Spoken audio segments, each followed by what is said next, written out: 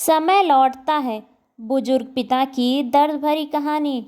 एक बूढ़ा आदमी अपने बेटे, बहू और 4 साल के पोते के साथ रहता था।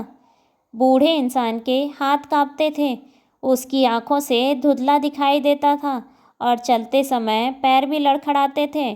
परिवार सुबह शाम मेज पर साथ बैठकर खाना खाता था। कांपते हाथों और कमज़ोर नज़र के कारण बूढ़े इंसान के लिए खाना देखकर उसे सही तरीके से उठा पाना मुश्किल होता था। उनके चम्मच से मटर के दाने फर्श पर लुढ़क जाया करते थे।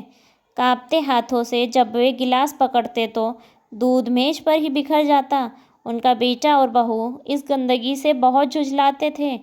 रोज़ की गंदगी से तंग आकर एक दिन बेटे ने कहा, हमें इन बूढ़ों के लिए कुछ करना चाहिए। इस पर बहू ने जवाब दिया, मैं भी इनके रोज़ दूध गिराने, चपर चपर खाने और फर्श पर खाना गिराने की आदत से परेशान हो चुकी हूँ। उस दिन के आपसी विचार विमर्श के बाद कमरे के दूसरे कोने पर एक छोटी मेज़ लगा दी गई। बूढ़े दादा अकेले वहाँ बैठकर खाना खाते थे।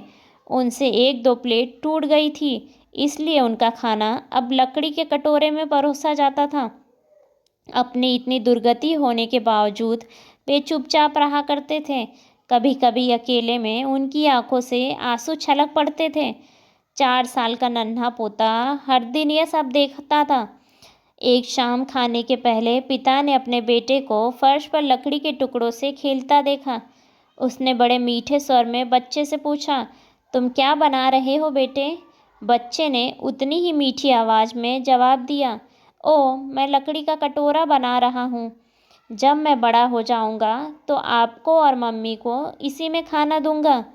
बच्चे ने सिर उठाकर पिता का चेहरा देखा और मुस्कुराकर फिर अपने काम में लग गया। बच्चे की ये शब्द माँ बाप को ऐसे चुभे कि वे हक्के बक्के रह गए। उनके गालों पर आंसू लुढ़कने लगे। कुछ कहा नहीं, लेकिन वो दोनों जानते थे कि आगे क्या करना है। उस शाम बेटे ने पिता का हाथ पकड़ा और वे धीरे से वापस परिवार की डाइनिंग टेबल पर आ गए। अपनी बाकी उम्र भर वे अपने परिवार के साथ ही खाना खाते रहे और अब जब कोई चम्मच गिर जाता था, दूध का गिलास लुढ़क जाता या मेज गंदी हो जाती, तो बेटा और बहू गुस्सा होने के बजाय उस ओर ध्यान ही नहीं देते थे। समय सबका आता है, किसी का भी जीवन भर एक जैसा नहीं रहता। हमें यह नहीं भूलना चाहिए कि आज हम जिस भी जगह पर हैं वह हमारे माता पिता का समर्पण है, हमारे भविष्य के लिए। उन्होंने हमारे लिए अपने सपनों का त्याग करके हम में अपना भविष्य देखा है, और एक हम हैं कि बड़े होकर उन्हें ही कोसने लगते हैं, जिन्होंने हमारा इस मतलबी दुनिया से परिचय करवाया है, जिन्होंने हमेशा हमें सपने देखने को उकसाया है।